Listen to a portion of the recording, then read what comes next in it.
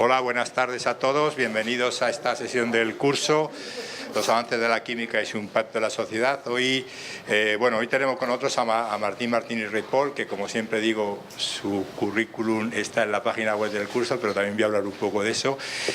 Primero tengo que pedirle disculpas porque yo, y a Martín sobre todo, porque yo me voy a tener que marchar un poco antes. Entonces se quedará Marina como moderadora de los debates. Espero que hagáis muchas preguntas porque el tema del que nos va a hablar hoy Martín es muy interesante. Yo siempre digo que no hay ciencia más completa que la cristalografía, porque la cristalografía participa en todas las ciencias. Hay que saber física, hay que saber química, hay que saber matemáticas, hay que saber geología, hay que saber biología, hay que saber de todo. Y además es una ciencia muy bonita. Y entonces hoy Martín nos va a explicar. Yo le pedí cuando le dije que por qué no participaba como ponente en este curso, le dije, ¿y por qué no hablas? O sea, el título, pues mira, los cristales, hablamos de varios títulos, pero la idea era esta, los cristales en nuestra vida, ¿no? Para que nos demos cuenta de lo importante que es la cristalografía y de que todos estamos interaccionando con cristales casi todos los días, o todos los días, ¿no? Entonces, yo hoy tengo la suerte de tener realmente aquí a una referencia de la cristalografía en España. Hace unos meses, creo que fue como el 30 de enero, ¿no, Martín? Se le hizo un homenaje aquí en el CSIC, que con el motivo de los 40 años de la cristalografía en el Roca Solano, digamos que sus colaboradores más cercanos, lo que al final era un homenaje a Martín Martínez Ripoll. Y ya solamente viendo la cantidad de gente que vino, uno se da cuenta de que a Martín le quiere muchísima gente. Y además gente que se desplazó y muchos kilómetros para estar ese día aquí con Martín.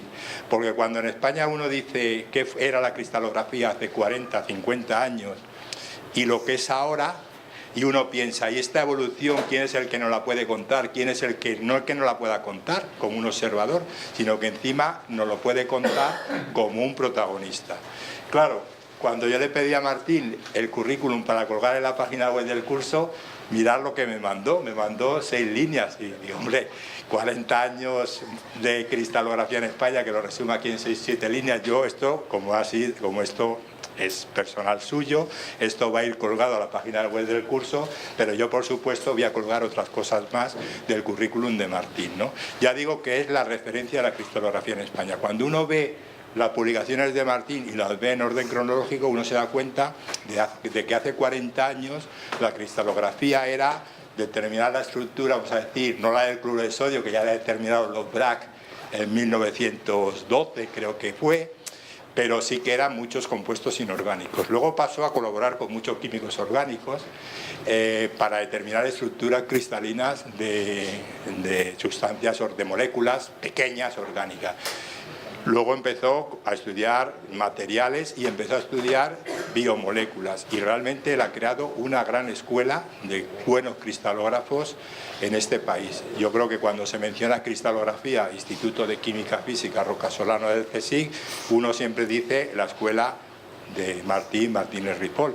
Entonces yo estoy muy contento de que Martín esté hoy aquí y que nos va a dar una conferencia que va a ser, ya lo vais a ver, espectacular.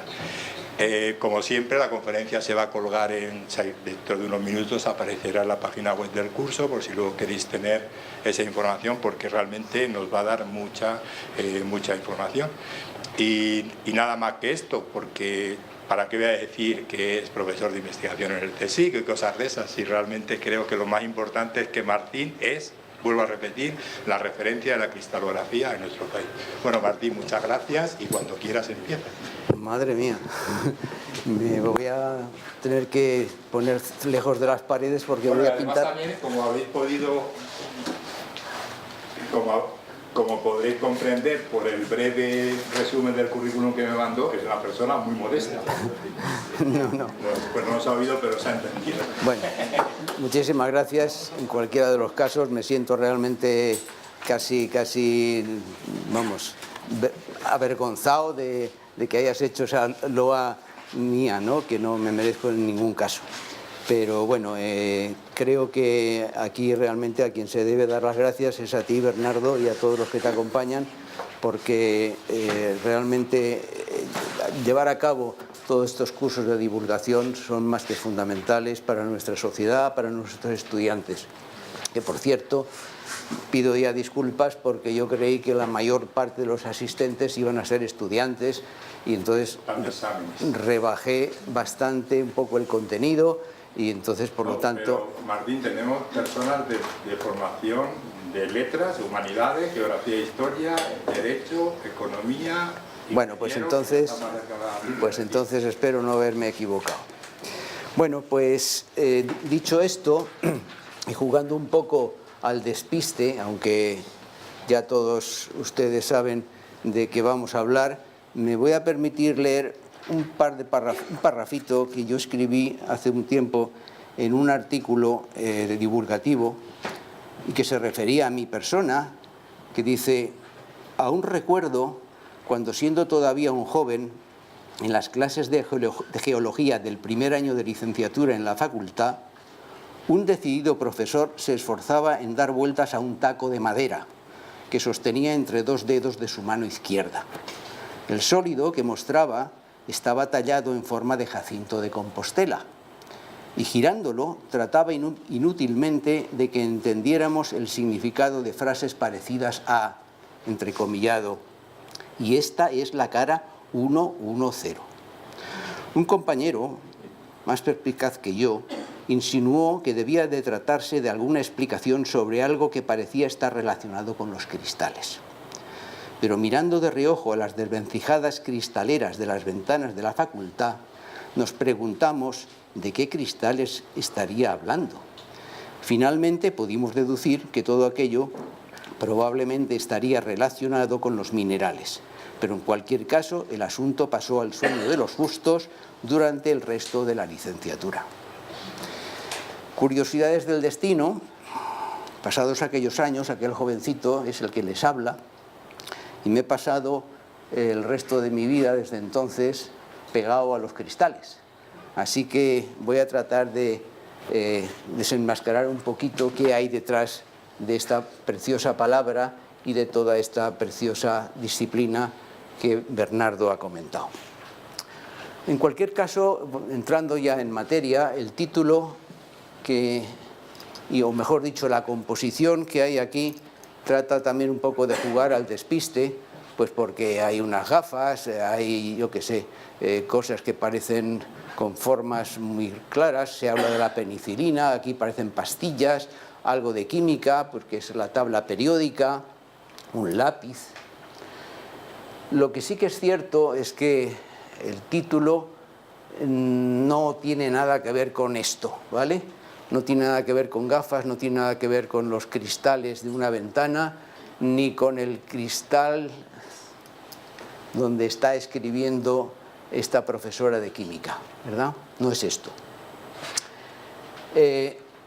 Si queremos entrar un poquito, esto estaba naturalmente pensado para los estudiantes, y estamos tratando de pensar un poquito de qué hay debajo de esto de los cristales, se podría pensar en general que son piedras bonitas y mágicas. Por lo tanto recurrimos un poquito a la historia, érase una vez, y nos encontramos en que ya hace 4000 años antes de Cristo, en los sumerios pues utilizaban piedras de minerales de bonitos colores y formas.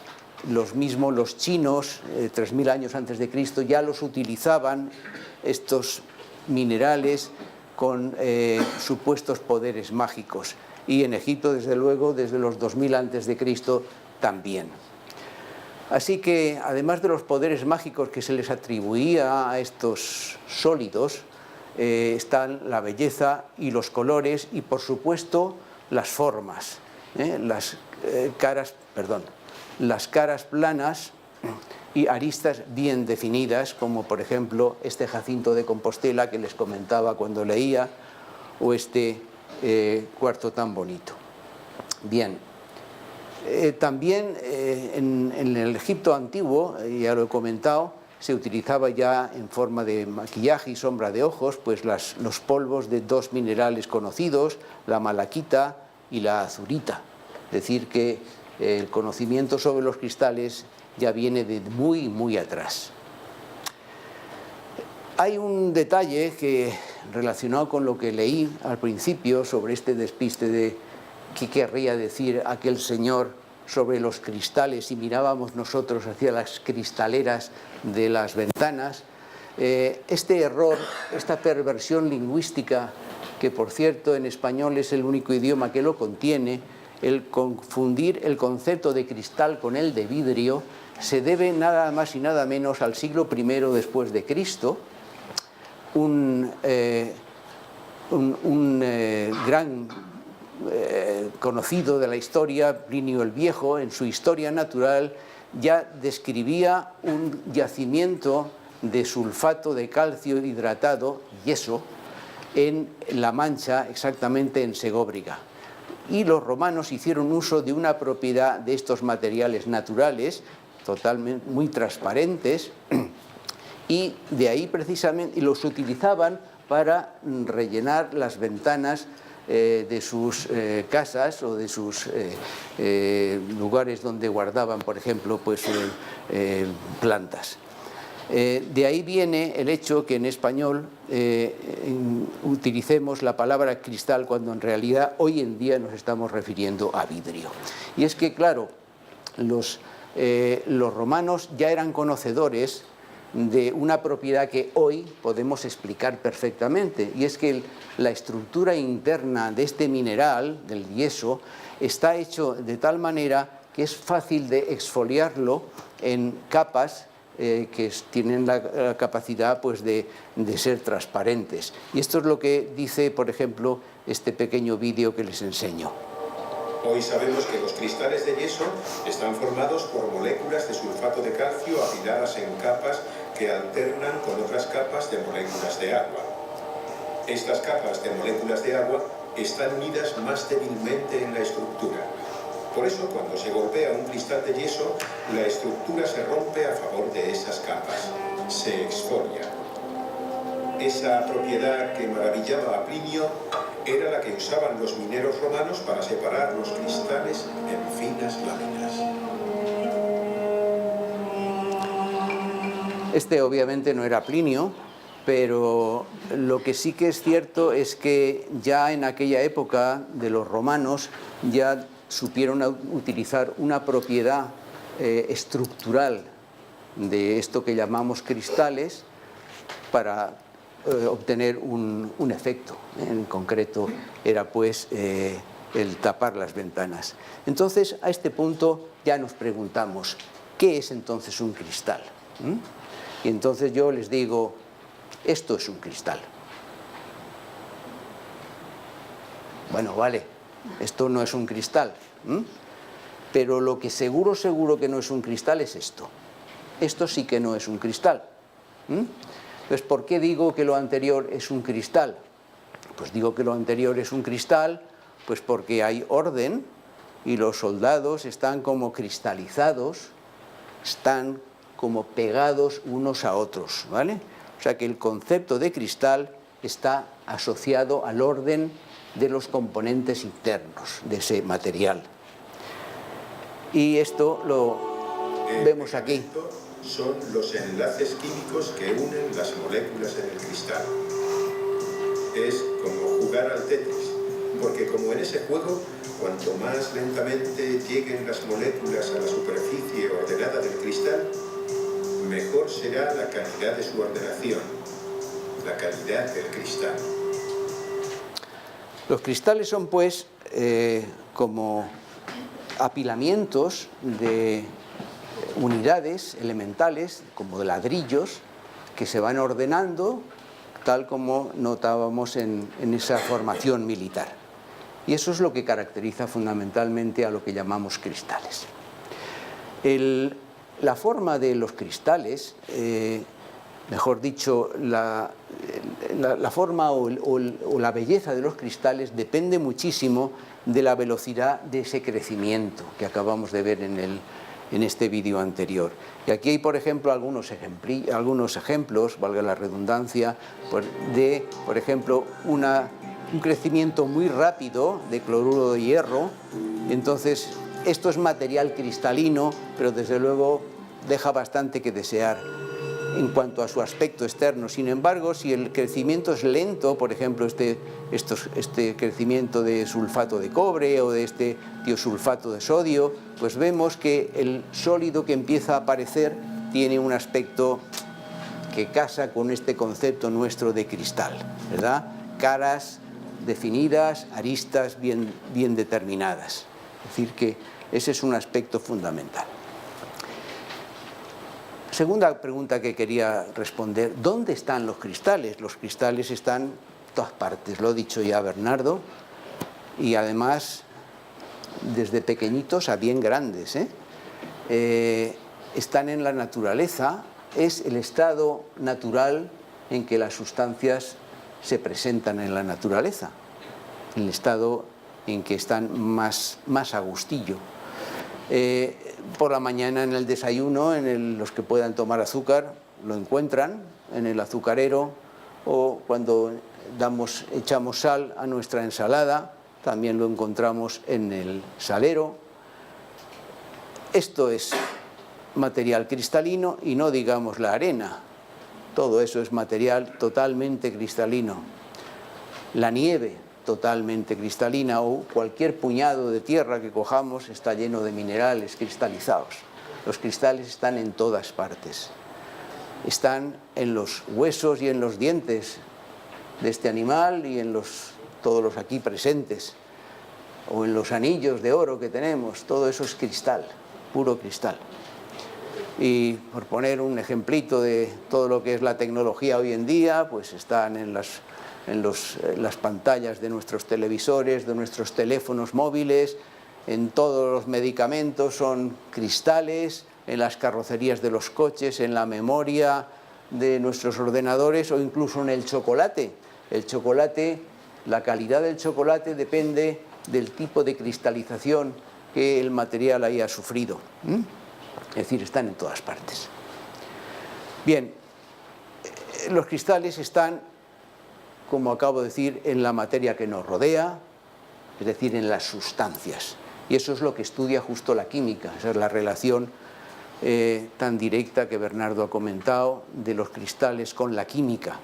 Así que, si hacemos uso de la definición de Linus Pauling, un laureado Nobel de Química del año 54, decía: química es la ciencia que estudia las sustancias, su estructura, tipos y formas de acomodo de sus componentes íntimos, de las propiedades y de las reacciones que las transforman unas en otras.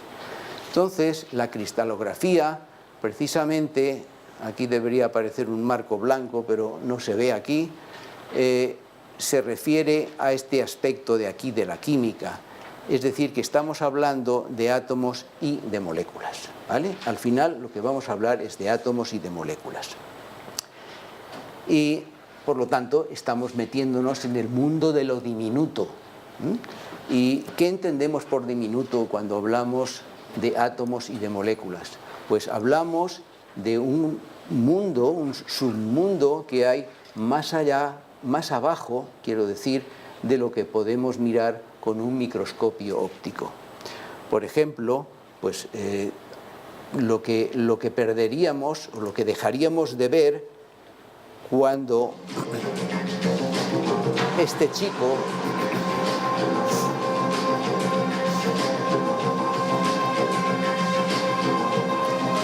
observa una gota de agua de un estanque, llega a ver lo que llamamos paramecios, y es aquí dentro donde ya nos perdemos, ya no sabemos, ahí hay oscuridad, sin embargo está lleno, es un mundo vivo o muerto, pero desde luego lleno de componentes, de átomos y de moléculas. Perdón. Así que hablamos de átomos y de moléculas, que son cosas que son 100.000 millones de veces más pequeñas que un garbanzo, pero no por eso dejan de tener forma y tamaño. Eso es lo que llamamos el mundo de los átomos y de las moléculas. Moléculas o átomos hay pequeñas, hay grandes En química se utilizan formas distintas para representarlas. Generalmente los átomos representamos por bolitas y las uniones entre los átomos se utilizan pues con palitos o formas de este estilo, o incluso a veces cuando las moléculas son muy grandes, pues lo que hacemos es representarlas por su superficie, ¿verdad?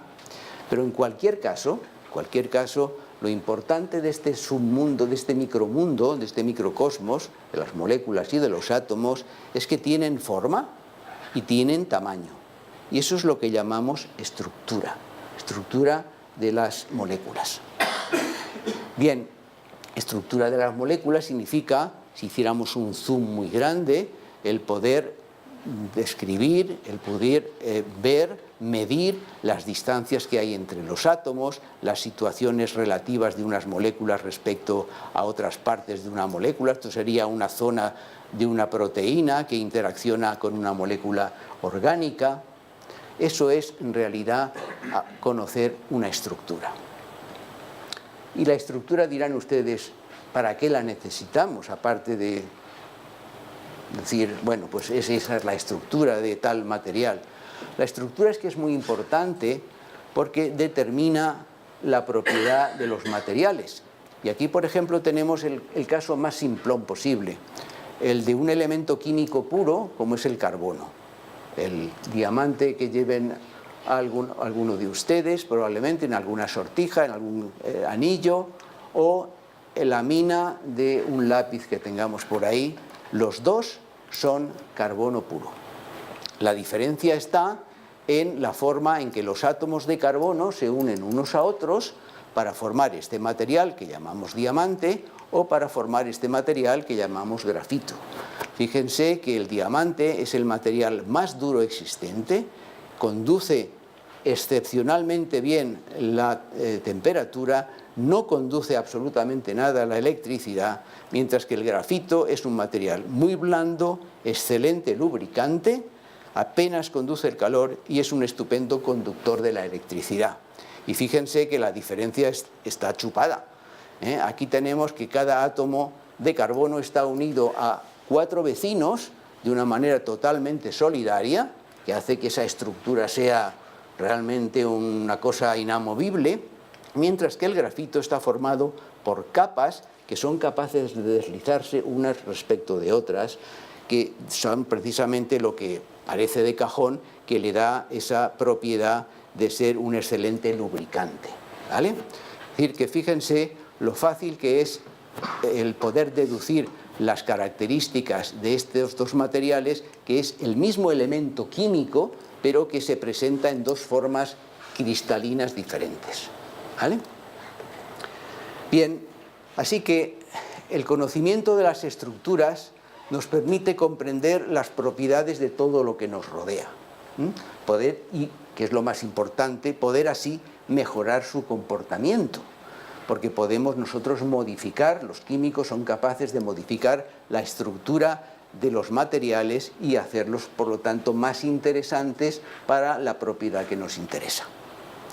Y esto incluye todo tipo de materiales, insisto, por poner unos ejemplos, desde los teléfonos hasta la estructura externa de un avión, las computadoras, las drogas, los medicamentos, los antivirales, los antibacterianos. Es decir, es el mundo de la estructura a nuestros pies, a nuestra disposición. Pero hay que, naturalmente, conocer esa estructura para poderla modificar. Bien, es así, tanto es así que cuando uno intenta caracterizar un material, aparte de entender la funcionalidad de ese material, de entender sus propiedades o de saber cómo podemos procesarlo, la guinda del pastel es precisamente conocer la estructura. Eso es lo que conocemos como caracterizar un material. Y por supuesto, o sea, si hablamos de la era en la que la información genética, la que nos preocupa día a día más que nada, que es nuestra salud, estamos pensando que necesitamos información detallada sobre la función del material vivo, de nuestras proteínas, que están codificadas por el genoma. Es decir, necesitamos, nos planteamos, es imperioso que conozcamos la base molecular de la vida, de tal manera que podamos establecer una relación bionívoca entre la función biológica y la estructura tridimensional de las moléculas que forman la vida, fundamentalmente las proteínas. Bueno, pues hemos empezado hablando de cristales y de repente pues estamos hablando de átomos, de moléculas y de su estructura. Y volvemos a plantearnos un poco, para centrar la charla, ¿qué pintan los cristales en todo esto? Es la pregunta que nos hacemos ahora. Bueno, ¿es que realmente usamos los cristales para ver los átomos y las moléculas? Supongo que es la deducción clarísima de mi pregunta. Es decir, para responder a eso, volvamos de nuevo a la historia con Érase otra vez y nos vamos a los siglos XVII y XVIII para entender un poco la situación. Este señor Johannes Kepler, un conocidísimo astrónomo alemán, una vez cruzando uno de los puentes en Praga, con un gabán negro que llevaba en un día de invierno donde caía una hermosa nevada, se dio cuenta que sobre su gabán caían cristales de nieve de esta forma. Entonces se le ocurrió darse cuenta que ninguno de los cristales que caían sobre su gabán negro tenía 5 o 7 o 8 puntas, siempre tenía 6 puntas. Y aquello fue el origen de un magnífico estudio que publicó en 1611, que se llamaba El copo de nieve de 6 esquinas, escrito en latín. Strena seu de nive sexangula. Lo curioso del asunto es que allá por estos siglos ya Kepler se pensaba que esta forma externa de los cristales de nieve, decimos hoy cristales de nieve, tendrían esta forma porque de alguna manera los componentes íntimos de esos cristales, que entonces pues no se sabía, pues, estarían de alguna manera relacionados, las formas externas estarían relacionadas con el apilamiento de esos componentes. Y eso es lo mismo que nosotros podemos conseguir con un apilamiento de naranjas, ¿no? Las cogemos, las metemos, ponemos así y obtenemos pues zonas de caritas o aristas más definidas. Que por cierto, ahora que llegamos a las Navidades, habrán visto ustedes probablemente el Corte Inglés, que utiliza supuestos cristales octogonales que no existen, de nieve, ¿vale? Todos los cristales de nieve tienen 6. No pueden haber cristales con un eje de giro de orden 8, es decir, no pueden haber 8 extremos equivalentes de ese cristal. Bien, siguiendo la historia, en los mismos siglos XVII y XVIII hubo dos personajes importantes, un danés, el que fue particular del gran duque de Toscana, Fernando II, Niels Stensen, y un francés, Jean-Baptiste Louis Romet de Lisle, un mineralogista, que en el año 1669 y unos años más tarde, casi 100 años más tarde, fueron los artífices de relacionar o cuenta que había algo extraño en los cristales de un mismo material, y es que siempre tenían entre sí los ángulos entre las caras, es decir, que había algo, que las formas de los cristales eran consecuencia de que trataba siempre de un mismo material, o sea, un mismo material siempre, quiero decir, siempre se mostraba de las formas externas. Estos dos personajes habían contribuido un poco al conocimiento de los minerales en forma de el estudio geométrico de sus caras y los ángulos entre las caras. Y definitivamente en 1784, ya casi a finales del siglo XVIII, el canónigo honorario de Notre Dame, este señor René Jashoy, es el que por primera vez describió que los cristales necesariamente tendrían que estar constituidos por apilamientos en 3 dimensiones del espacio de pequeños ladrillos que serían todos iguales, ¿vale? Es decir, que esa es la situación con la que nos encontramos a finales del siglo XVIII. Y sigue la historia y entonces llegamos al siglo XIX y hay un médico alemán, Johann Friedrich Christian Hessel, que es el que jugó, comenzó a dar forma matemática a lo que es la simetría. Es decir, cuando hay que definir o describir una flor, pues basta con que describamos medio pétalo, porque el otro medio pétalo se describiría colocando un espejo aquí en medio, ¿no? Sería un elemento de simetría.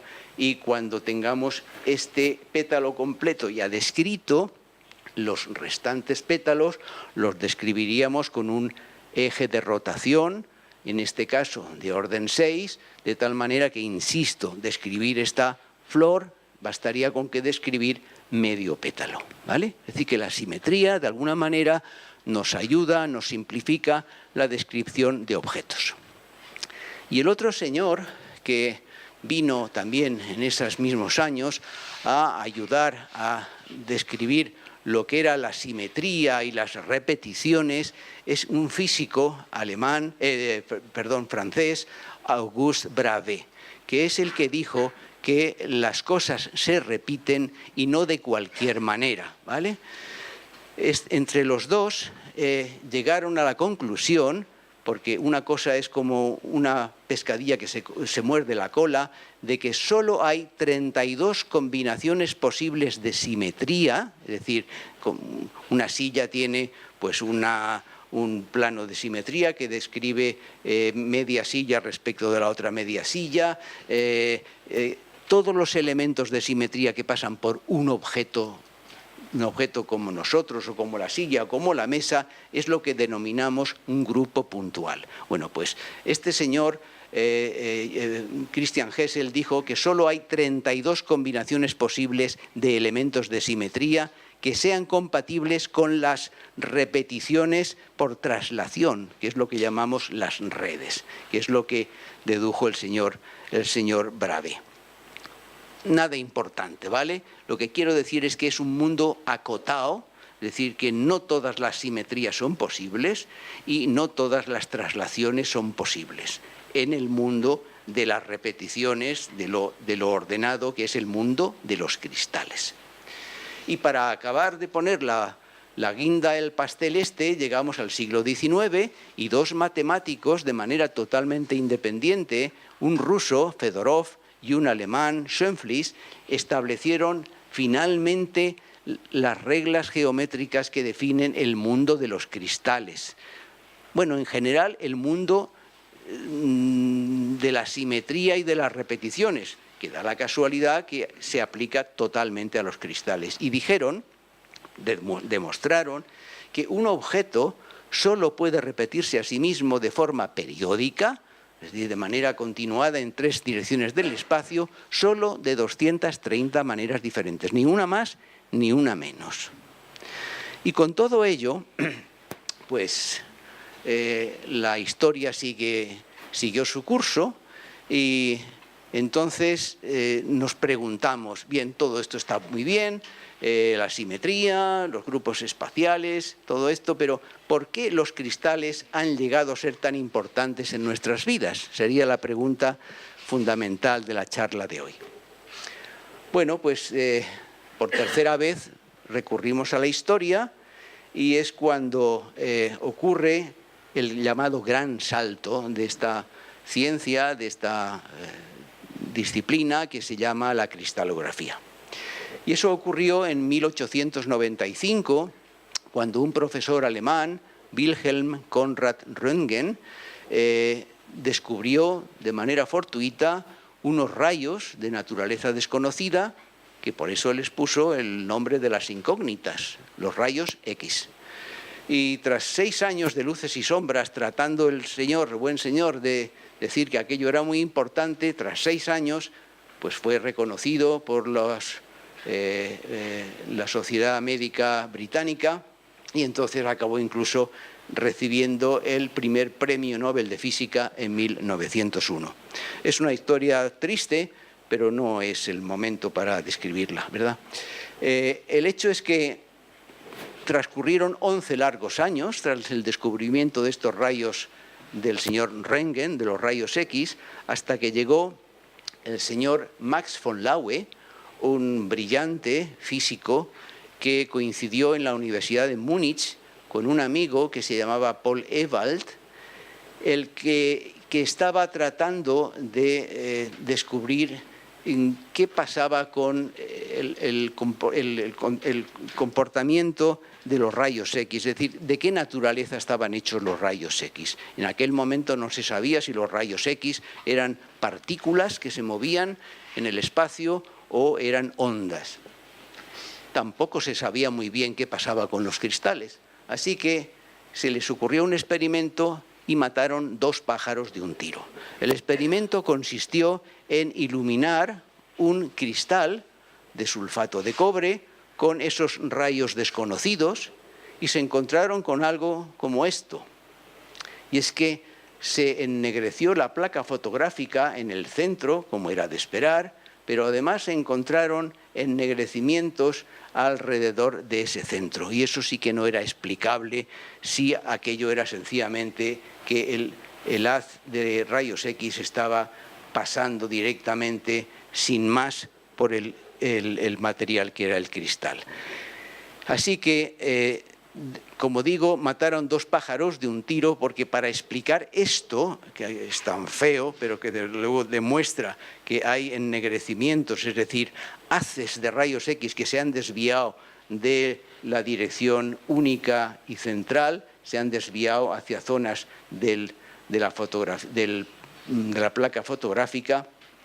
Como digo, mataron los 2 pájaros de un tiro, y los 2 pájaros son, el primero, que los rayos X son una radiación, y además que al mismo tiempo los cristales se comportan como rendijas de dispersión con dimensiones equivalentes a la longitud de los rayos X. Y ustedes dirán, ¿y eso qué quiere decir? Pues esto quiere decir lo siguiente. Si yo coloco un material que tenga unas rendijas del tamaño de la longitud de onda de esta luz que yo tengo aquí, que es la luz verde esta, y la hago pasar por ello, fíjense lo que ocurre ahí. Eso es el fenómeno de la difracción. Y ese fenómeno solo ocurre cuando la longitud de onda de mi luz X, es del orden de las rendijas del material que estoy iluminando, en este caso el cristal. Es decir, que los rayos X tendrían una longitud de onda parecida a las distancias entre los átomos dentro de los cristales. Es lo mismo que ocurre, por ejemplo, esto era mi pueblo, cuando hay temporal y hay una onda, una ola, que se encuentra una rendija. Cuando la ola encuentra la rendija, la ola se transmite formando estos centros de dispersión, y si la ola hubiera sido lo suficientemente grande, pues los circulitos que aparecerían aquí llegarían a interferir con estos y llegaríamos a obtener pues algo que es lo que llamamos una interferencia constructiva, que es lo que el señor Laue denominó como difracción. Es decir, que las ondas se componen unas con otras y dan lugar a un patrón que llamamos de difracción. Bueno, justo un año después llegó un padre y un hijo, que Bernardo los ha mencionado, William Henry Bragg y William Lawrence Bragg, y dijeron, pero si esto es fantástico, lo que había descubierto el señor Laue. Resulta que si iluminamos, repito, con un haz de rayos X un material cristalino que tiene rendijas dentro, obtenemos un patrón de difracción. Bueno, pues entonces, sencillamente, vamos a ver si somos capaces de deshacer este camino desde la imagen del patrón de difracción y llegamos a conocer qué demonios hay aquí dentro. Es decir, se puede invertir el camino. Eso es lo que pensaron padre e hijo Bragg. Y en efecto lo consiguieron para materiales muy sencillitos. Pero claro, la pregunta es, ¿cómo podemos nosotros deshacer este camino si las ondas de rayos X que forman estos rayos no las podemos medir, no las podemos ver, ¿vale? No las podemos ver, las sentimos cuando ponemos una placa fotográfica, pero verlas, las ondas, no las vemos. Luego no podemos realmente desandar ese camino así tan simplemente como parece. Claro, insisto, cuando el patrón de difracción es sencillito, para materiales sencillitos como el cloruro de sodio, pues la cosa no parece demasiado complicada. Pero claro, la cosa no es tan sencilla. Y me explico. Cuando nosotros cogemos un microscopio óptico y ponemos una ala de mosca delante del microscopio óptico, nosotros estamos mirando por aquí, le hacemos incidir luz, que es una onda, la onda se dispersa a través de el ala de la mosca y nuestro microscopio óptico tiene un sistema de lentes que son capaces de recombinar los haces dispersados y dar lugar a una imagen ampliada. Bueno, pues eso es lo mismo que ocurre en la difracción de rayos X. Nosotros tenemos que nuestra luz visible lo llamamos rayos X, en definitiva es una luz, solo que la única diferencia es que la longitud de onda, es decir, la forma en que esas ondas son más o menos estrechas, la única diferencia es esa, que nuestra ala de mosca es un cristal, y el problema está en que no disponemos físicamente de ningún sistema de lentes capaces de recombinar estos haces dispersados o difractados para darnos lugar a la imagen ampliada, que es lo que buscaríamos, es el interior de este cristal, nuestros átomos y nuestras moléculas. Y esto, por lo tanto, digo que es un llamado microscopio imposible de rayos X. Y digo, insisto, que es imposible porque el efecto que produce los rayos X al pasar a través del cristal son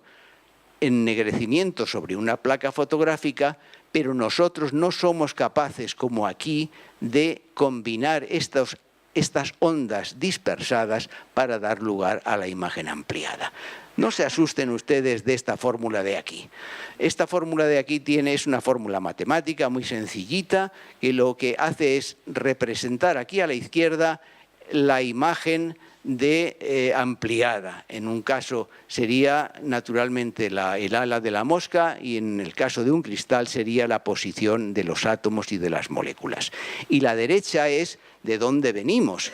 ¿Y de dónde venimos qué es? Pues de las intensidades de los haces dispersados, es decir, los ennegrecimientos de nuestra placa fotográfica y de las relaciones de las ondas de unas respecto de otras, de cómo caminan unas respecto de otras. Y eso, ni idea. No tenemos ni idea. Así que ahí está presentado el problema. Esto es, como digo, el microscopio imposible de rayos X. Bueno, llegaron los años 20 y entonces la gente se preguntó, bueno, ¿y ahora qué? O sea, estupendo. Sabemos resolver estructuras sencillitas como el cloruro sódico, el sulfuro de zinc. Pero ¿qué pasa, decían los mineralogistas, con minerales que eran muy buenos analistas y sabían que había minerales con fórmulas tan sencillitas como esta: calcio, magnesio 3, aluminio 5, magnesio, silicio 6, oxígeno 30, etcétera, etcétera, etcétera, o compuestos orgánicos o biológicos que ya eran capaces de cristalizarlos. Y la pregunta que se planteó es cómo averiguar la posición de los átomos en cristales de moléculas grandes y complicadas. Esa fue la gran pregunta de los años 20.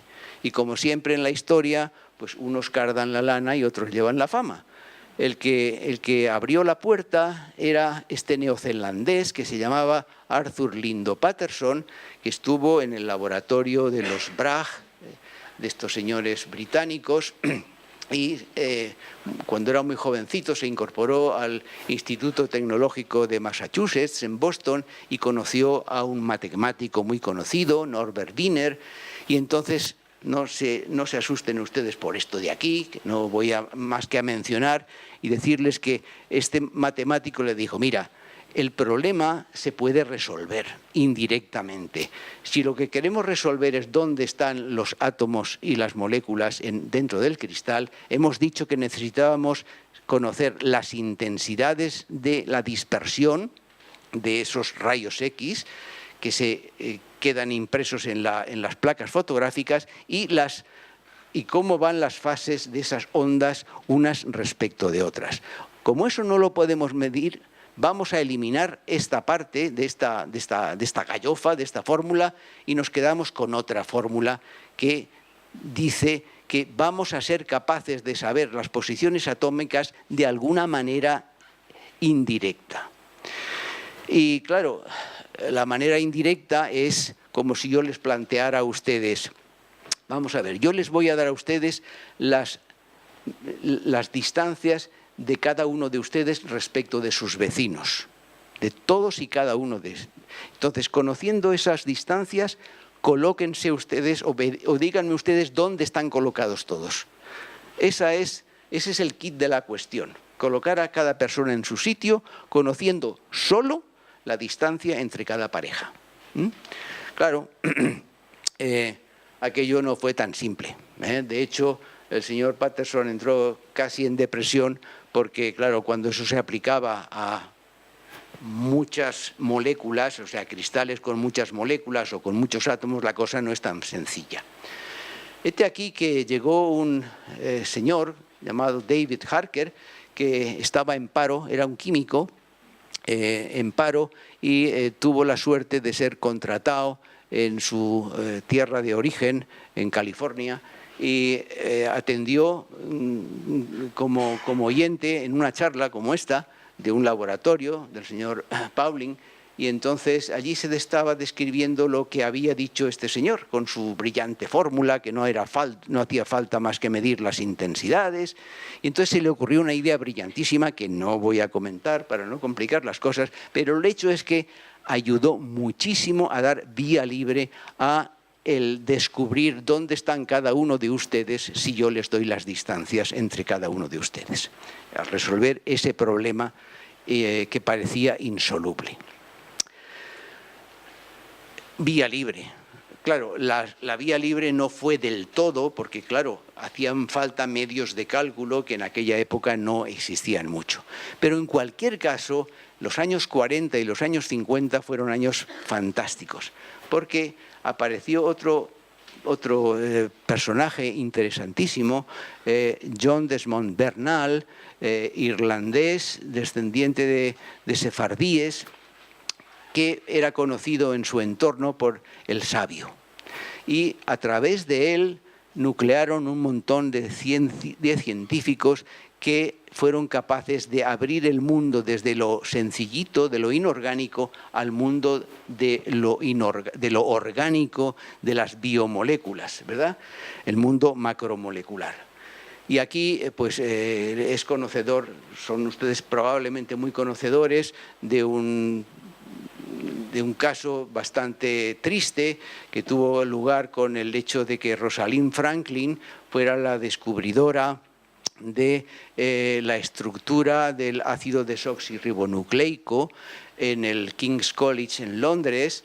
Sin embargo, pues la pobre pues tuvo la desgracia de primero de enfermar y luego de encontrarse con personajes no demasiado, digamos, elegantes, como Maurice Wilkins, que era su jefe de laboratorio o que compartía laboratorio con ella, o James Watson y Francis Crick, que son los que se llevaron realmente el gato al agua, recibieron el premio Nobel por el descubrimiento de la estructura de la doble hélice del ácido desoxirribonucleico utilizando un diagrama de difracción de la fibra del ácido desoxirribonucleico que había obtenido su compañera desaparecida. Bien, La historia continuó, naturalmente, y aquí nos encontramos con la primera estructura de una proteína resuelta, una proteína importantísima, la hemoglobina, la que es la responsable de transportar el oxígeno por nuestra sangre, y todo esto, naturalmente, gracias a que el señor Max Ferdinand Perutz fue capaz de cristalizar esta proteína y ver cómo realmente esa proteína engloba a esta molécula orgánica que lleva asociada la par de átomos de oxígeno, es decir, una moleculita de oxígeno que la transporta a nuestras células.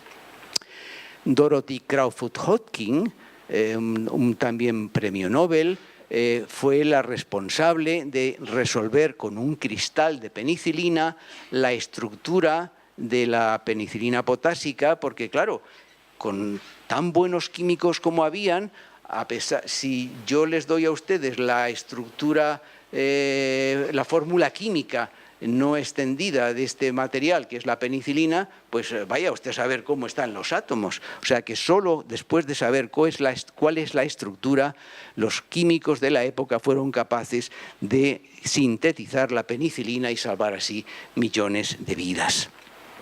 Ni que decir tiene que la vitamina B12 fue también en aquellos años, los años 40-50, un gran hallazgo desde el punto de vista estructural de los cristales de esta vitamina, o la insulina, por ejemplo, ¿verdad? Todo esto siendo la autora Dorothy Crowfoot Hodgkin. Así que nos encontramos que hemos ya dado un salto, casi sin verlo, un salto a la cristalografía ultramoderna, de tal manera que el conocimiento estructural que sacamos y extraemos analizando los cristales mediante los rayos X es la base para la comprensión de la naturaleza. Y la cristalografía, que lo ha comentado Bernardo en su amable presentación, es una disciplina que une campos frontera,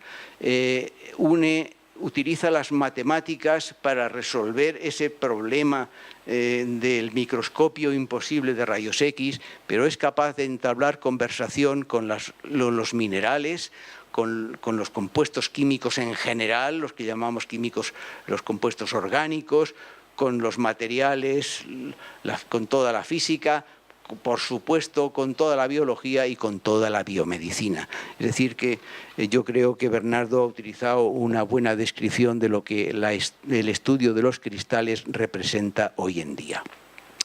Así que la cristalografía nos muestra el camino para aspectos, para conocer nuevos materiales o nuevos fármacos, es decir, podemos estudiar metales y aleaciones, materiales inorgánicos, compuestos orgánicos o metalorgánicos. Podemos estudiar proteínas, virus, ácidos nucleicos, y es en efecto la base que necesitamos para entender la enfermedad, la base molecular de la enfermedad. Es además una ciencia que se celebró. En el 2014 se celebró a nivel mundial el Año Internacional de la Cristalografía, coincidiendo con los 100 años del experimento de Max von Laue. Y fue realmente muy bonito. Las Naciones Unidas hicieron una declaración que contenía como 12 puntos. Solamente quiero leerles rápidamente un par de ellos, haciendo hincapié en que la aplicación de la cristalografía es fundamental para hacer frente a los desafíos como el tratamiento de las enfermedades y los problemas medioambientales mediante el estudio de las proteínas y moléculas pequeñas adecuadas para el diseño de fármacos y esenciales para la medicina y la salud pública, así como soluciones para las plantas y contaminación del suelo, o también considerando que el impacto, en fin, una serie de considerandos importantísimos que demuestran que estamos, digamos, unidos a el futuro de los cristales para entender lo que es los materiales y lo que es la vida, ¿verdad? La cristalografía y la Fundación Nobel se han llevado bastante bien ha habido en total 29 premios Nobel, de los cuales, Nobel, quiero decir, no Nobel, Nobel, de los cuales 18 se han dado por la química, y en total de esos 29 premios Nobel hay 48 laureados, 48 personas que han recibido ese premio. Respuestas es lo que dijo Max Perutz, este premio Nobel del año 62, diciendo que la cristalografía es capaz de responder preguntas tan generalistas o tan tontas o tan importantes como quieran ustedes, como estas que ponen aquí: ¿por qué el agua hierve a 100 grados y el metano a menos 161? ¿O cómo se contraen los músculos? ¿O por qué el diamante es duro y la cera es blanda? ¿Cómo la luz del sol hace que las plantas crezcan? ¿Y cómo los organismos vivos han sido capaces de evolucionar hacia formas cada vez más complejas? Y un montón de preguntas más. Y decía Perutz, las respuestas a todos estos problemas han venido del análisis estructural de los cristales. Es decir, que vemos aquí un poquito que el título que escogió Bernardo, de los cristales en nuestras vidas, es algo bastante relacionado una cosa con otra. Aplicaciones de esto de la cristalografía, pues infinitas. Análisis cualitativo y cuantitativo de materiales. La difracción de rayos X aplicada a un conjunto de compuestos cristalinos da una huella policial de qué tipo de materiales hay. Es decir, que nosotros, viendo un diagrama de difracción de un material policristalino, esto reducido a polvo, somos capaces inmediatamente de utilizar la cristalografía como un detective infalible. Somos capaces de entender la estructura y la funcionalidad de compuestos de cualquier complejidad. De todos probablemente, o de muchos de ustedes, será conocido la importancia de las zeolitas, unos materiales que son capaces de generar en su interior un ambiente adecuado para que determinadas reacciones químicas se produzcan mucho mejor que en otras condiciones, por ejemplo el cracking del petróleo, o los nanotubos de carbono, o los fullerenos tan en boga hoy en día, ¿verdad? Ni que tenemos que decir la importancia de los grafenos, estas monocapas de grafito que están reemplazando al silicio en todas las aplicaciones de la electrónica o la microelectrónica, o los llamados entramados metalorgánicos, los MOF, que son como estructuras que parecen edificios en construcción cuando están los pilares subiendo, y que también generan en su interior las condiciones ideales para, por ejemplo, albergar otros materiales, como por ejemplo las jaulas de dióxido de carbono. Es decir, materiales que son capaces de meter en su interior y guardar, por así decirlo, el CO2 que nos sobra, por ejemplo, o que nos estorba. Estos premios Nobel del año 1988 fueron capaces, después de descubrir la estructura de este complejo de proteínas con moléculas tan sencillitas como la clorofila, con cristales obtenidos naturalmente de estas proteínas y este complejo, descubrir cuál es el mecanismo de cómo respiran las plantas. Y, por ejemplo, pues un colega mío, Armando Albert del laboratorio, pudo contestar a por qué se mueren las plantas con agua salada, por algo tan tonto con que hay un atomito de magnesio en una proteína de las plantas que de vez en cuando se encuentra sal, pues el magnesio se reemplaza por sodio y mata un mecanismo molecular, ¿verdad? Lo hace imposible. O, por ejemplo, como también sigue estudiando este colega mío, Armando Albert, qué hacer para que las plantas resistan la sal y dejar de ver pues, aspectos tan a veces tristones como el puerto de Mazarrón de Murcia, que está pues, realmente el suelo bastante dañado, a la hora de, porque se ha abusado del regadío con agua un poquito salinificada. Así que, ¿cómo se responde a esta pregunta? Pues estudiando los mecanismos moleculares y proponiendo soluciones, y de nuevo, pues los cristales de estas proteínas implicadas en estos mecanismos de la vida de las plantas nos permiten dar la respuesta. O, por ejemplo, ¿qué hacer para que las plantas resistan la sal? Pues por ejemplo, la respuesta de un estudio también de Armando Albert ha sido activando una molécula que se llama, una quinasa que se llama la CIPK. Fíjense ustedes que una planta como esta, al cabo de un par de riegos con agua salina, pues se muere inmediatamente. Sin embargo, si activamos esa molécula, es capaz de, aumentando la sal, todavía resistir. O, por ejemplo, ¿qué hacer para que las plantas resistan la sequía? Pues de nuevo la cristalografía nos permite dar alguna que otra respuesta. También Armando Albert, pues fíjese, activando un receptor de ácido abscísico que tiene las plantas, pues sencillamente hacemos que esta planta, que es la misma que esta, pueda no morirse, o sea, evite morirse y pueda resistir 20 días sin riego, ¿verdad? Es decir, que hay un montón de preguntas que se pueden responder. ¿O por qué a veces se para el corazón? Pues el corazón sabemos que a veces se para porque hay unos canales en las membranas de nuestras células, en el corazón, que tienen un canal, quiero decir, en donde entran y salen átomos de sodio, un esquemita parecido a este que hay aquí. Y al entrar y salir átomos de sodio por aquí hacen que las dos partes de la membrana celular se polaricen eléctricamente, y esto dé lugar precisamente a la contracción y expansión de las células del corazón. Cuando en esta molécula que se ha estudiado naturalmente mediante cristales de esta proteína tiene defectos estructurales aquí, pues las cosas empiezan a malfuncionar y entonces el corazón empieza a no dar latidos sensatos y como aparece normalmente en cualquiera de nosotros, sino que da lugar a latidos de este estilo que se llama el síndrome de Brugada.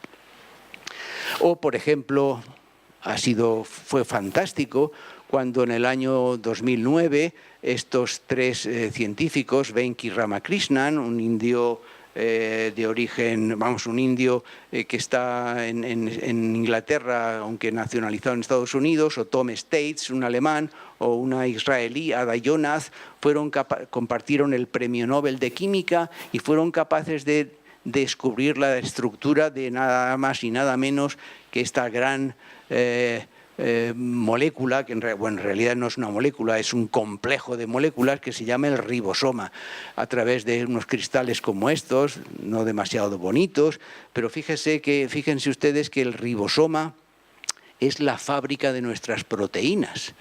Y entonces, claro, la importancia es fundamental, porque se dieron cuenta a través del estudio de las estructuras de estas proteínas en forma de complejo, cómo funciona esa maquinaria de esa fábrica de proteínas. Ahí está implicado lo que llamamos el RNA de transferencia, que es un ácido ribonucleico que entra en la fábrica cogiendo a un aminoácido, que son uno de los ladrillos, de los componentes de nuestras proteínas. Entonces, entra en la fábrica y recibe una orden en forma de telegrama, por así decirlo, que lleva lo que llamamos el RNA mensajero, el ácido ribonucleico mensajero. Entonces, esta combinación del aminoácido que entra unido al ácido ribonucleico de transferencia, unida a esta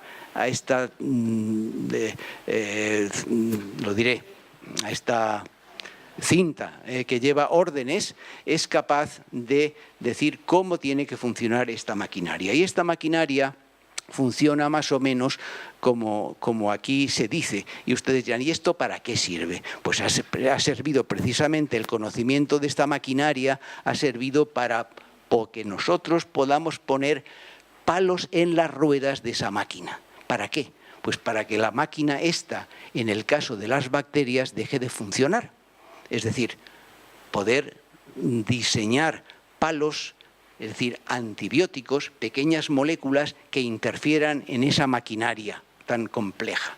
Y aquí, por ejemplo, tenemos la eritromicina, que interfiere con la proteína naciente, ¿verdad?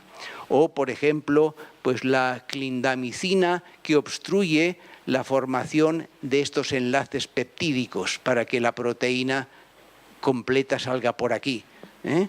Es decir, que el conocimiento de todas estas grandes moléculas en la vida cotidiana es fundamental para que nosotros podamos conocer la base molecular de la vida. Y esto es naturalmente todo ello en base al estudio de cristales. No sé cómo ando de tiempo. Si entonces me lo permiten, a mí me gustaría presentarles un par de peliculitas, comentárselas. Esto no es ciencia ficción, ¿vale? Esto es una peliculita hecha a través del conocimiento de dos proteínas que están en el neumococo. El neumococo es una bacteria muy virulenta, ¿verdad? Que ustedes todos, probablemente nos hemos vacunado todos contra el neumococo. Y entonces quisiera presentarles pues, estas dos historietas que también fueron un poco resueltas ahí en el Rocasolano, donde yo trabajo, dirigidas por un colega que se llama Juan Hermoso. Miren, al principio se entiende oyendo un poco. Esto sería la forma que tienen los neumococos, que es uno de los patógenos humanos más importantes.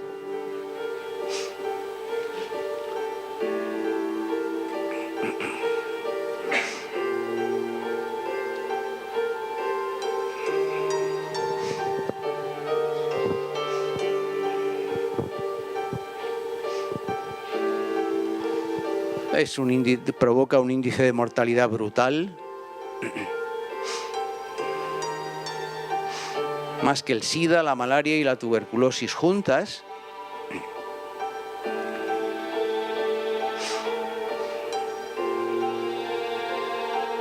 Y es importante que sepamos cuál es el mecanismo que tiene el neumococo para infectar, ¿no? Entonces, aquí lo que se ha estudiado son un par de proteínas solo,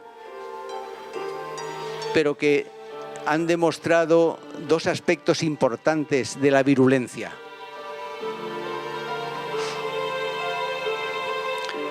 Cristales de esas proteínas se llevan a los rayos X. Frente a los rayos X se obtienen diagramas de difracción y se resuelve la estructura de estas proteínas y luego se analiza la estructura de estas proteínas, que es lo siguiente que viene, obviamente.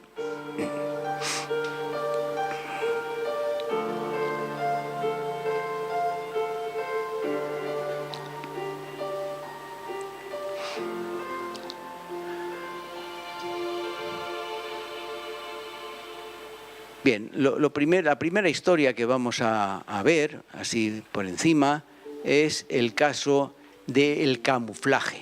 Cómo estas bacterias, el neumococo, se camufla frente a nuestro sistema inmune. O sea, cuando una bacteria como el neumococo nos invade a través del tracto nasofaríngeo, pues empieza a pulular por nuestro organismo, por el interior. Entonces, para entender el asunto hay que fijarnos en una bacteria con detalle, sobre todo en la membrana de la bacteria, la superficie de la bacteria. Entonces, si tuviéramos un zoom, podríamos ver que la bacteria tiene una pared formada como un entramado de columnas interconectadas unas con otras y una especie de pelos que le salen que se llaman los ácidos teicoicos. Entonces, estos neumococos tienen una proteína que se llama, es esta cosa azul que vemos aquí, que actúa como una especie de peluquero, eliminando unas pequeñas moleculitas que están unidas a esos pelos, a los ácidos teicoicos, ¿verdad? ¿Cuál es el objeto? Pues liberarlo de esos ácidos, de esas moleculitas pequeñas. ¿Para qué? Pues para que nuestro sistema inmune no reconozca precisamente a esas moleculitas pequeñas que son las fosforilcolinas. Esto es lo que se llama la proteína C reactiva, que reconoce esas pequeñas moleculitas amarillas que este neumococo se ha cortado el pelo y las ha dejado. Por lo tanto, pues nada, la proteína C reactiva no lo reconoce. Sin embargo, otras bacterias que no se han cortado el pelo se quedan marcadas por la proteína C reactiva y nuestro sistema inmune recurre a los macrófagos y las elimina, ¿verdad? Es decir, que, insisto, algunas bacterias del neumococo que han evolucionado son capaces de utilizar una de sus proteínas para camuflarse de nuestro sistema inmune. Y esto pues ha sido descubierto gracias también a la cristalografía. Y la otra historieta es la capacidad que tiene el neumococo de aumentar su virulencia, capaz de matar a sus propios hermanos menos virulentos. Aquí tenemos otra vez pues, la historia de los neumococos que entrarían en contacto con nuestro organismo. Entonces, aquí vemos otra vez la pared del neumococo y debajo de la pared del neumococo hay una especie de molécula, una molécula que se llama LIT-C, está pintada en azul, que está totalmente prisionera y no puede salir. Entonces, lo que hace los neumococos más virulentos, como por ejemplo este de aquí, suelta una especie de proteína contra sus hermanas no tan virulentas y les suelta una proteína roja que va a aparecer por aquí, es una especie de máquina que va a entrar a hacer un taladro por toda la pared para llegar al fondo donde estaba la proteína esa azul, que ahora veremos lo que va a hacer. Esta proteína azul estaba debajo de ese entramado y esta la está liberando.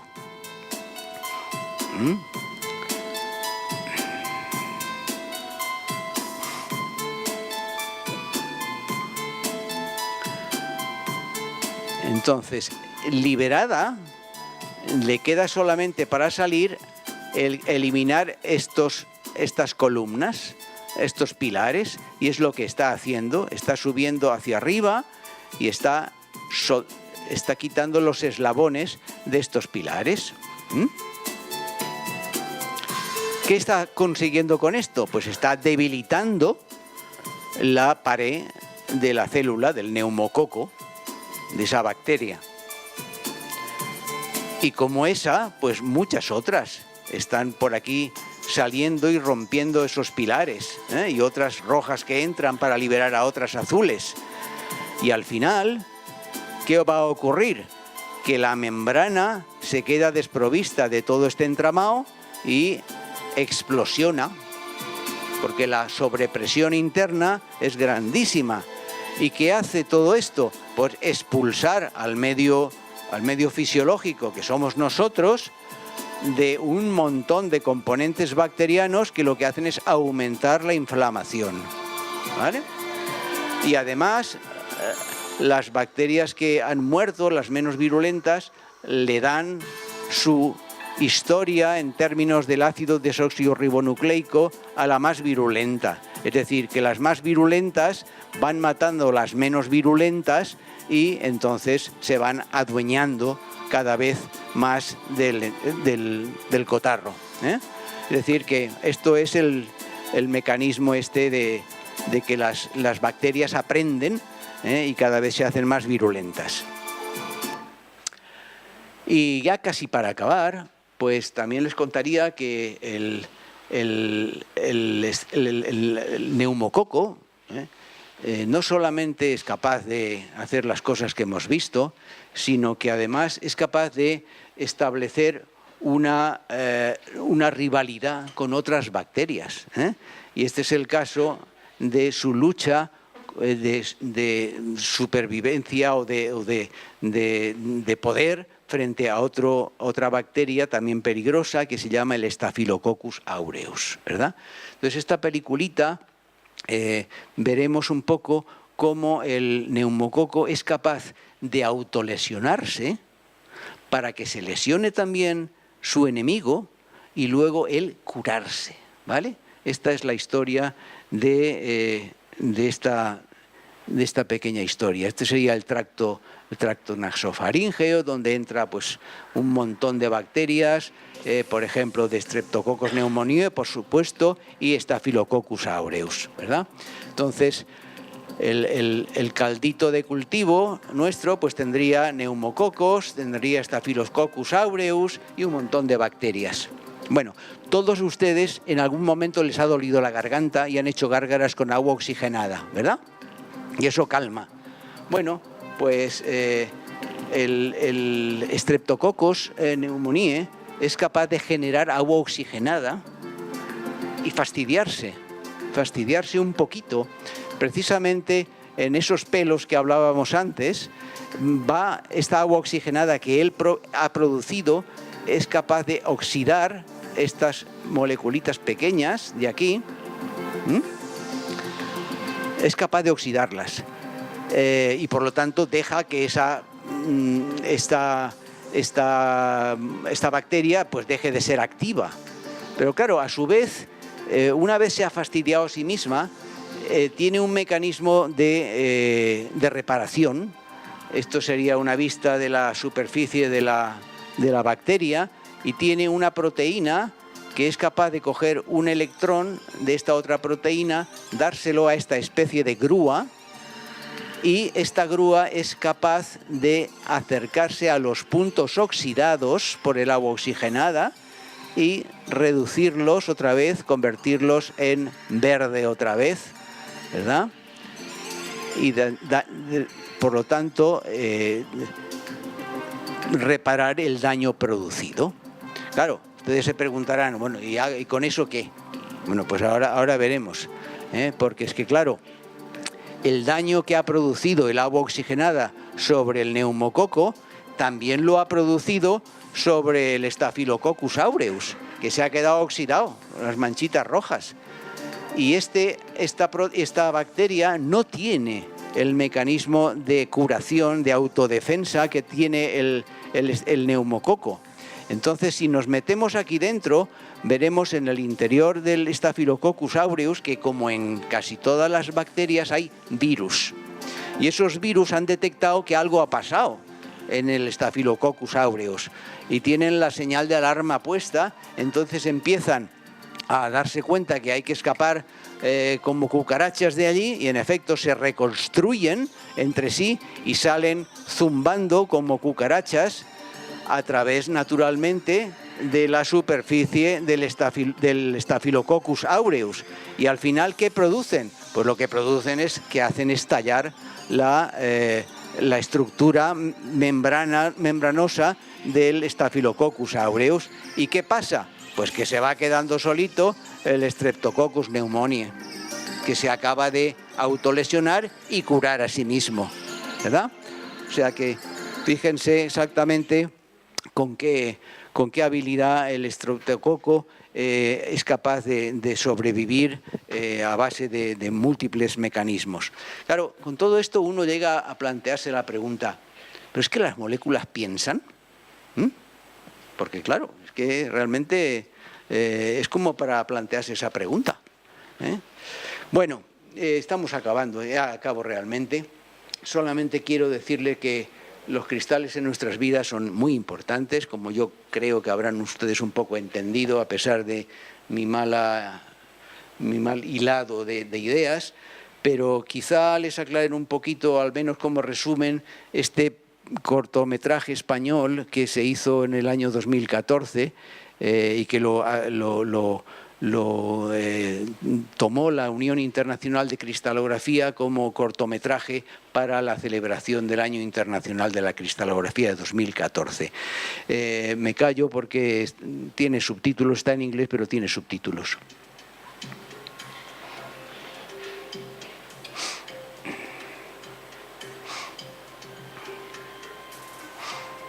No sé si lo leen ustedes desde ahí. El subtítulo está aquí abajo.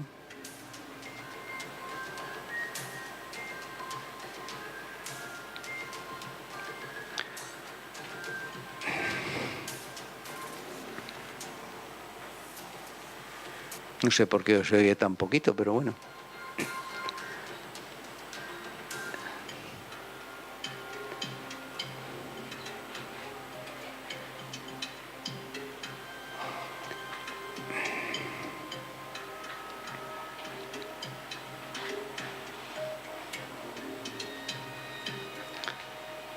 Si lo sé, lo leo, pero bueno, espero que lo hayan podido leer y realmente pues se dan cuenta que realmente el mundo de la cristalografía es un mundo no solamente bonito, por la belleza que representan los cristales, por la belleza que representan los patrones de difracción, sino además por la cantidad de información que nos proporcionan.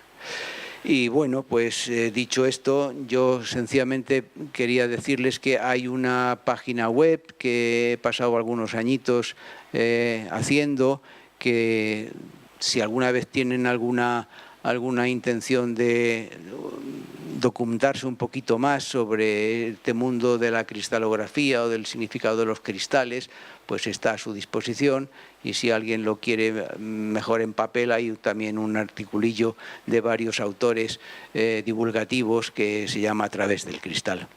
Y ya con eso, pues agradecerles a todos ustedes su atención y disculparme por los fallos que he tenido, seguro.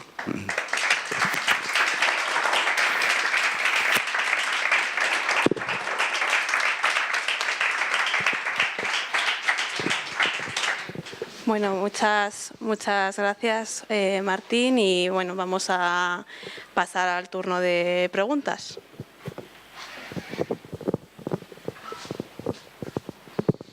Hola, buenas noches. Enhorabuena por la charla.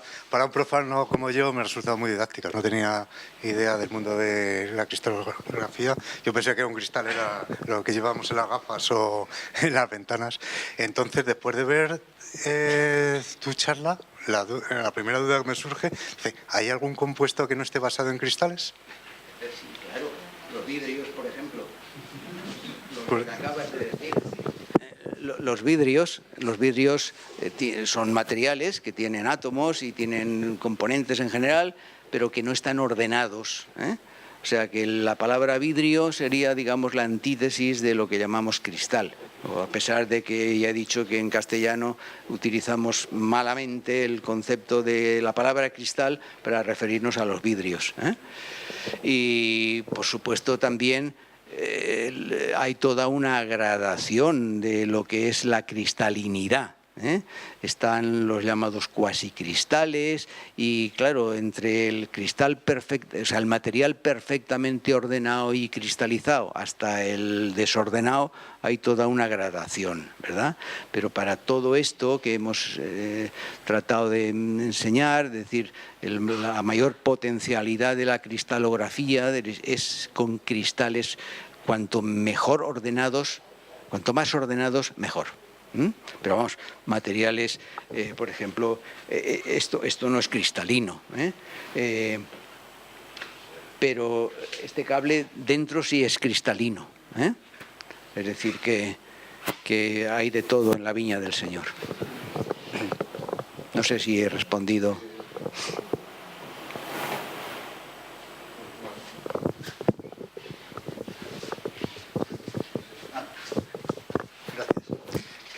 Gracias por la charla. Me gustaría hacer una pregunta, voy a intentar hacerla corta porque sí, a ver si me explico bien. Has sacado el ribosoma, la estructura del ribosoma, y has mencionado, claro, que se forman las proteínas así, pasando información del ADN al ARN y a las proteínas, ¿no? Entonces, siempre ha sido como un clásico, porque para que el ADN se forme se hacen falta proteínas, ¿no? Y las proteínas al mismo tiempo vienen de la información codificada en el ADN, ¿no? Y está la paradoja esta del huevo y la gallina en términos moleculares. ¿A ti qué te parece? ¿Qué es más dónde estaría la información? Un poco relacionado con esto de que si las moléculas piensan, no sé, esas proteínas piensan, ¿no? En esas imágenes que nos has ofrecido al final.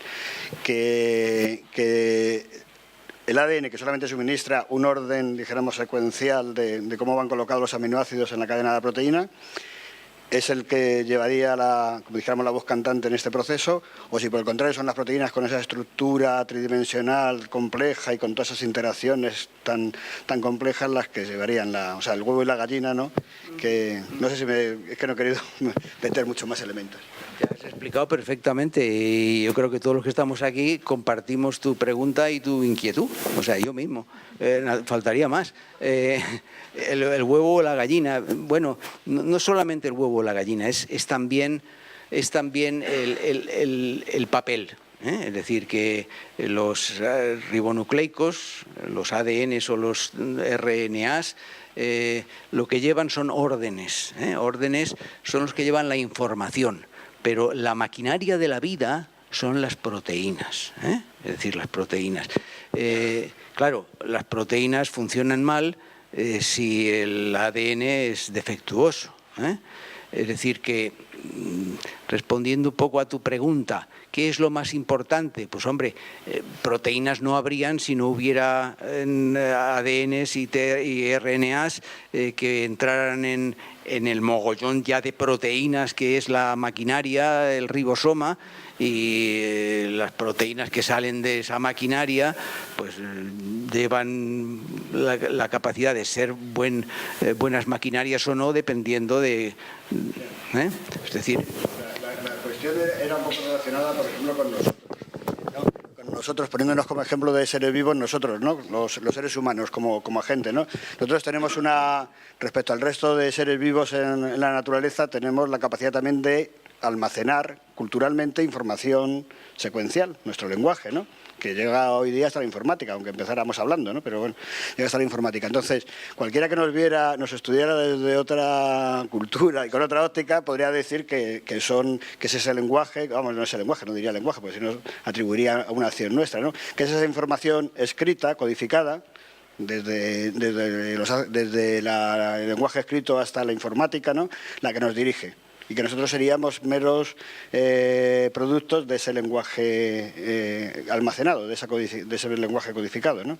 Entonces, yo veo el problema de las proteínas y de los ácidos nucleicos de una manera semejante, ¿no? O sea, sería la gente, o dijéramos, el equiparable a los seres humanos las proteínas, y lo otro sería su lenguaje molecular almacenado, ¿no? En cierto modo tienes razón, pero piensa que parte del lenguaje tuyo, cuando tú te pones malito, es el lenguaje de las proteínas. Es decir, las proteínas ya defectuosas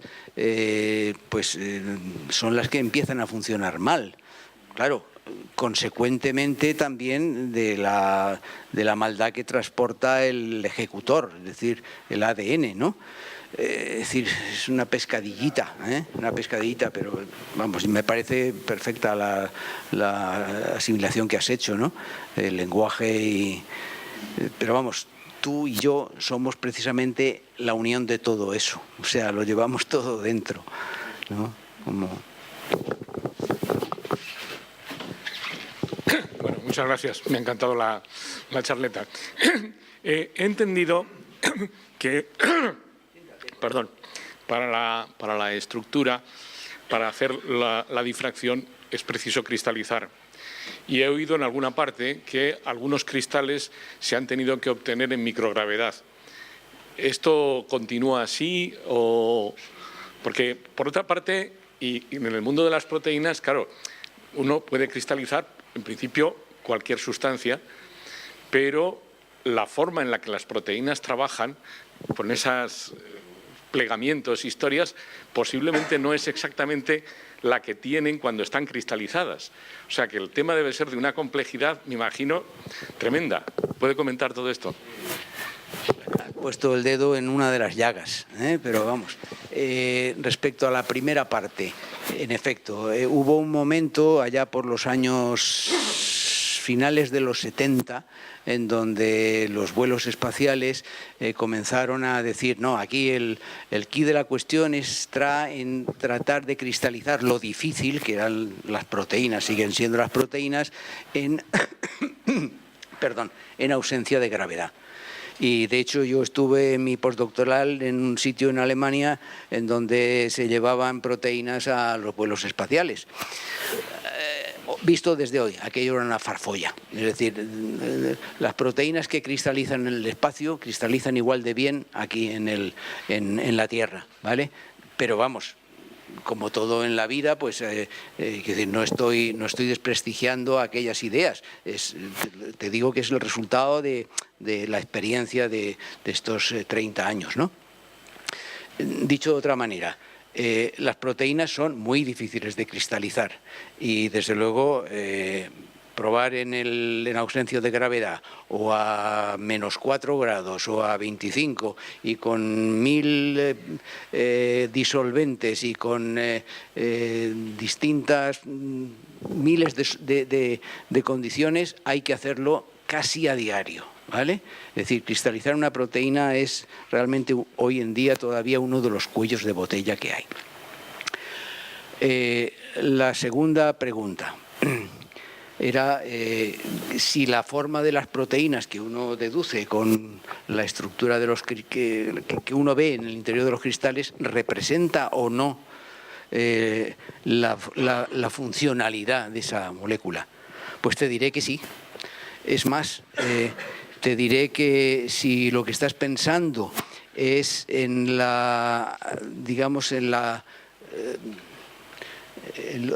que ha habido durante muchísimos años, es decir, realmente una proteína cristalizada tiene una estructura que está ahí anclada,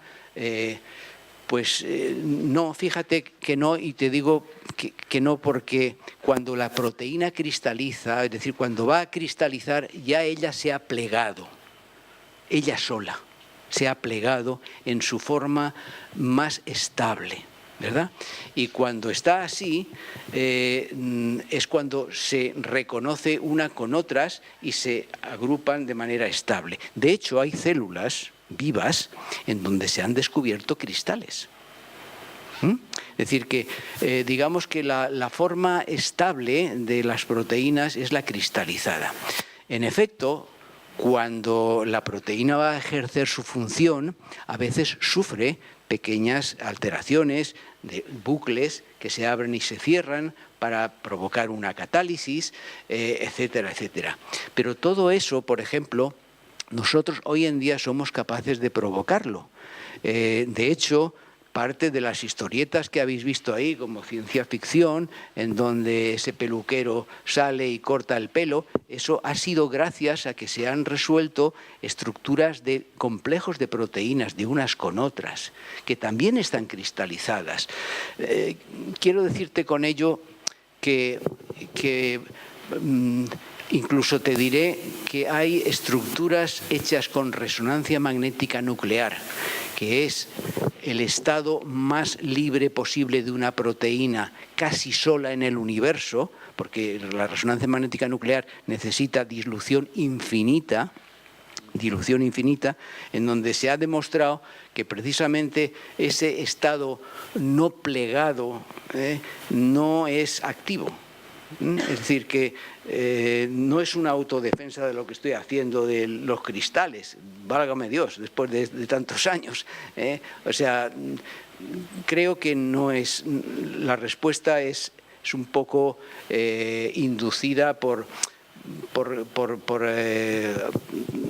situaciones que no se entiende bien lo que la estructura cristalina representa. No es una estructura, insisto, alejada de la situación fisiológica. Es decir, y con esto acabo, la concentración proteica en nuestras células es una sopa bastante concentrada, muchísimo más concentrada, infinitamente mucho más concentrada que cuando tú coges una proteína y la disuelves para estudiarla por resonancia magnética nuclear, que dices que entonces está libre. ¿Vale? No sé si me he explicado, pero esa era la idea.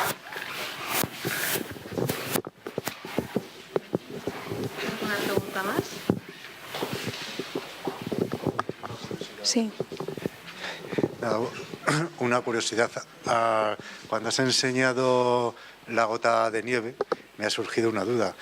Yo he oído y he leído por ahí que las figuras del hexágono es como la figura perfecta. ¿Eso en cristalografía también? El hexágono, como otras formas, como el cuadrado o como el triángulo, son formas que son capaces de rellenar el espacio. O sea, por ejemplo, tú no puedes rellenar de ladrillos el suelo de una habitación de tu casa con octógonos o con heptágonos o con pentágonos. Entonces, esas formas no son factibles en la repetición. O sea, insisto, necesitas formas que son coherentes con ejes binarios, ternarios, cuaternarios o senarios. O sea, ejes de orden 2, 3, 4 o 6. Ni más ni menos. O sea, con ejes de rotación 5 no puedes rellenar el espacio. Con ejes de rotación 7, 8, 9, 10, hasta el infinito, no puedes rellenar el espacio. Entonces el hexágono, pues como una de las formas, es una de las formas que es coherente con la cristalinidad, con la repetición en 3 dimensiones del espacio, ¿verdad? Pero igual que el triángulo, o el cuadrilátero, o el cubo.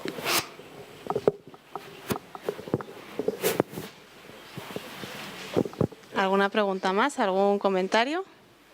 Bueno, yo sí que quería comentar, que hemos comentado antes de empezar la conferencia, las dificultades que a veces tiene la cristalización. Luego el proceso, una vez que se lleva a cabo la difracción de rayos X, ya el proceso para llegar a determinar cuál es la estructura es complejo, que se requiere para poderla, una vez que tienes el difractograma. Bien, o sea, si prescindimos de la dificultad de, como dices, de la cristalización, en realidad el trabajo de la cristalografía a partir de ahí es cuando realmente empieza en sí. Y eso es resolver el enigma de cojo miles, cientos de miles de manchas, tengo que interpretarlas en cuanto a, tengo que medir su intensidad y tengo que imaginar... No, tengo que ser consciente que cada una de esas manchas es consecuencia de un haz de rayos X, es una onda que sale desde el cristal y llega a esa mancha, ¿vale? Y la produce. Pero que al mismo tiempo la mancha del lado es consecuencia de otra onda que no vemos y que llega a la placa fotográfica y provoca un ennegrecimiento. Y lo que necesitamos para averiguar dónde están los átomos es no solamente conocer las intensidades de esas miles, de esos cientos de miles de intensidades, sino de cómo caminaban las ondas unas con otras en el momento de la difracción. Y ese es un tema...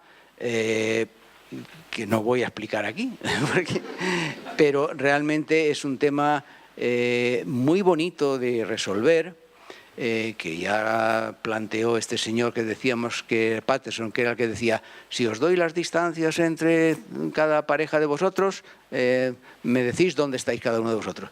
Eso es una de las metodologías que se utiliza. De vez en cuando se utilizan esas metodologías poner una persona muy gorda, ¿vale? Porque esa persona muy gorda es como que ocupa mucho espacio y determina mucho las distancias, ¿vale? Es lo que se llama la metodología del átomo pesado y es precisamente como el señor Perutz metió en cristales de hemoglobina unos átomos de oro para que pudiera aquello ser más fácil de deducir cómo eran las ondas que caminaban unas respecto de otras. Eso implica, desde luego, mucho método de cálculo muy potente. Antiguamente esto se hacía con moléculas muy pequeñitas, utilizando calculadoras de mano. Hoy en día son computadores muy potentes y además métodos gráficos para poder girar las cosas en 3 direcciones del espacio e interpretar esos mapas de colocación de átomos, que son los que se llaman los mapas de densidad electrónica, pues para poder empezar a construir eso. Y eso, naturalmente, al final tiene que casar con lo siguiente, es decir, una vez uno ha propuesto una estructura, es decir, cómo es la molécula, uno lo que hace es decir, bueno, ¿y cómo sería el patrón de difracción de esta estructura en este cristal? Entonces, calculas el patrón de difracción y lo comparas con el patrón de difracción observado. Y si son iguales, entonces es que la estructura es esa. ¿Vale? Pues muchas gracias. ¿Alguna pregunta más? ¿Algún comentario? Bueno, pues vamos a dar las gracias a Martín Martínez por su interesante conferencia.